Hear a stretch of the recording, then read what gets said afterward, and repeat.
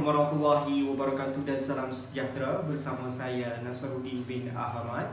Hari ini kita akan membentangkan ataupun membincangkan tentang suatu tajuk, iaitu silibus subjek kenali agama dalam kurikulum pendidikan pelajar di peringkat sekolah.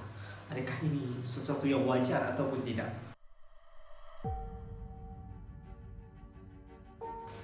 Agama didefinisikan sebagai suatu pengakuan, pegangan kepercayaan dalam jiwa seseorang. Tak kira agama apa sekalipun, ia merupakan kepercayaan yang berpegang dalam diri kita sebagai seorang manusia. Tidak kiralah anda adalah atheism ataupun beragama lain sekalipun, setidaknya anda ada kepercayaan dan keimanan kepada sesuatu menunjukkan anda ada mempunyai agama. Ilmu perbandingan agama ataupun ilmu kenali agama lain ini dalam istilah Arabnya disebut sebagai al-minan wan nihal ataupun maqarinatul adiyah. Ilmu perbandingan agama ini ataupun ilmu mengenali agama ini akan memberi perbincangan berkenaan dengan agama-agama samawi dari sudut perbezaan dan tingkah laku dalam beragama. Tak kira agama samawi sekalipun ataupun agama wadai ataupun agama tabi'i, agama yang dicipta oleh manusia itu sendiri. 4 skop ilmu perbandingan agama yang akan saya bincangkan. Yang pertama, pendefinisian secara ringkas sebentar tadi. Yang kedua ialah titik permulaan ilmu perbandingan agama, ataupun perbincangan kita pada hari ini ialah ilmu kenali agama ini, bagaimana titik permulaan ia berlaku. Yang ketiga adalah kepentingan ilmu perbandingan agama ini atau ilmu kenali agama ini kepada anak-anak remaja ataupun para pelajar, dan seterusnya pendekatan yang kita perlu terapkan dalam silibus pendidikan ilmu kenali agama lain. Okey, ilmu perbandingan agama titik permulaannya ialah pada zaman Rasulullah sallallahu alaihi wasallam, di mana kita ketahui pada zaman Rasulullah sallallahu alaihi wasallam sendiri telah berlakunya ilmu perbandingan agama, iaitu di mana baginda Rasulullah sallallahu alaihi wasallam berhujah dengan para pendeta, dengan para ilmuwan agama yang lain, dan tidak ditinggalkan juga ilmu perbandingan agama ini telah lama wujud sebelum zaman Nabi sallallahu alaihi wasallam, iaitu pada zaman rasul-rasul terdahulu. Ini adalah fasa pertama perkembangan ilmu perbandingan agama. Fasa perkembangan ilmu perbandingan agama ini di fasa pertama, iaitu di fasa rasul-rasul terdahulu, sehinggalah pada Rasulullah sallallahu alaihi wasallam, sehinggalah kepada para sahabat serta para ilmuwan-ilmuwan Islam seterusnya. Namun ilmu perbandingan agama ini dicetuskan semula pada fasa yang kedua, iaitu dicetuskan oleh seorang sarjana barat yang bernama Profesor Friedrich Maxwell dalam buku beliau yang bertajuk Comparative Mythology. Ada satu pernyataan dalam buku tersebut. Beliau menyatakan Religionswissenschaft, iaitu dalam bahasa Inggerisnya ialah Science and Religion, iaitu sains agama. Di situ menunjukkan bahawa ilmu perbandingan agama ini telah menarik minat ilmuwan sarjana barat dalam mengkaji berkenaan perbandingan agama. Yang ketiga, fasa yang terakhir bagi saya ialah fasa penyebaran semula ilmu perbandingan agama ini di peringkat Asia.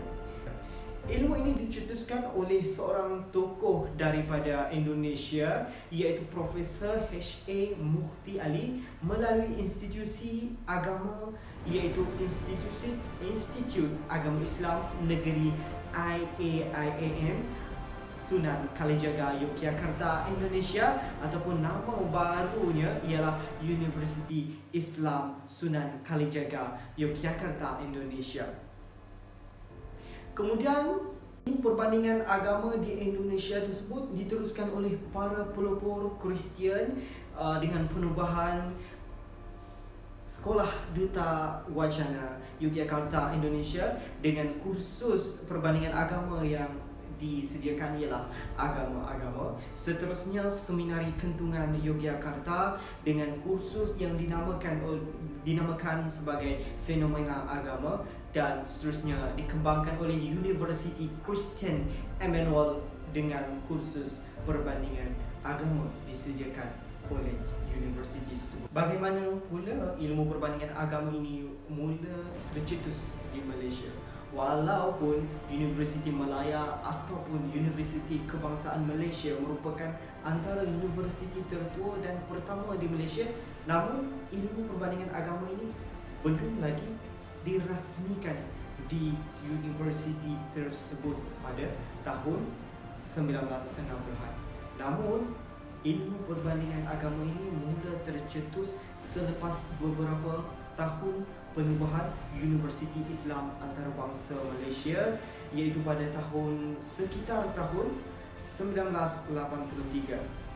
Selepas beberapa tahun, kemudian ilmu perbandingan agama ini dikembangkan di Universiti Tenaga Nasional pada tahun 1990-an. Akhir 1990-an diteruskan oleh Universiti Kebangsaan Malaysia dan diteruskan oleh Universiti Malaya dan seterusnya di Universiti Sains Islam Malaysia pada tahun 2009, sekaligus penubuhan Fakulti Pengajian Akidah dan Agama. Apa kepentingan kita belajar ilmu perbandingan agama ini atau ilmu kenal agama orang lain ini? Adakah ini satu kesesatan ataupun satu ideologi yang membawa kita kepada kesesatan? Tidak, saudara. Kepentingan kita untuk mempelajari ilmu perbandingan agama ini ataupun ilmu kenal agama orang lain ini ataupun agama lain, yang pertama saya boleh katakan kita boleh memperkenalkan ajaran kita ataupun ajaran agama masing-masing kepada penganut agama lain. That means you can allow to teach your friends or your fellow friends about your religion enough. Okay, that is why. Yang kedua, mengenal asas ilmu yang berkaitan dengan kepercayaan dan pegangan agama masing-masing. Apabila kita kenal dengan kepercayaan orang lain, apabila kita kenal dengan pegangan agama orang lain, maka akan ada satu sifat menghormati agama orang lain dan menjaga sensitiviti agama orang lain apabila kita ingin melakukan apa-apa tugasan sekalipun. Yang seterusnya dapat melahirkan serta menguatkan lagi kepercayaan mutlak kita kepada agama kita sendiri. Apabila kita sebagai orang Islam melihat agama lain melakukan sesuatu yang dilarang oleh agama kita, maka dalam hati kita akan diperkuatkan dengan pegangan mutlak yang kita percayai agar kita tidak membuat apa yang agama lain lakukan, kerana ada ayat-ayat tegahan yang terdapat dalam kitab. Apa yang penting juga dalam mempelajari ilmu pelbagai agama ataupun mempelajari ilmu perbandingan agama ini ialah kita dapat menjaga toleransi kita beragama kepada rakan-rakan. Contohnya, sebagai umat Islam, kita dilarang untuk makan babi.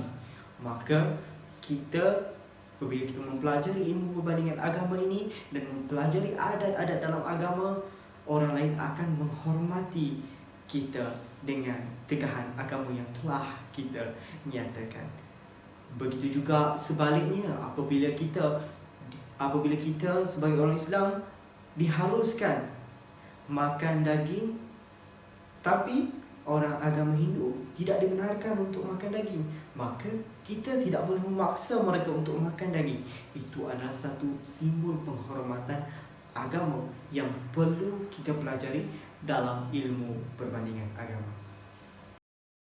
Yang kita gunakan dalam silibus ilmu kenal agama lain ataupun ilmu perbandingan agama untuk penghujahan yang berhemah serta berdiskusi dalam silibus kenal agama lain ini berikan asas kepada pelajar-pelajar di sekolah. tumpuan terhadap kepercayaan dan pengamalan asas dalam setiap agama. Sebab apa kita perlu tekankan benda sedemikian? Agar anak-anak remaja tidak terjerumus dalam suatu kancah yang dilarang oleh agama. Pendekatan yang seterusnya perlu kita ketahui dan perlu dititik beratkan dalam silibus ilmu kenali agama lain ini ialah cermat dalam menghuraikan asas-asas agama lain yang berkenaan dengan practical ritual mereka serta dengan adat-adat tertentu dalam agama tersebut.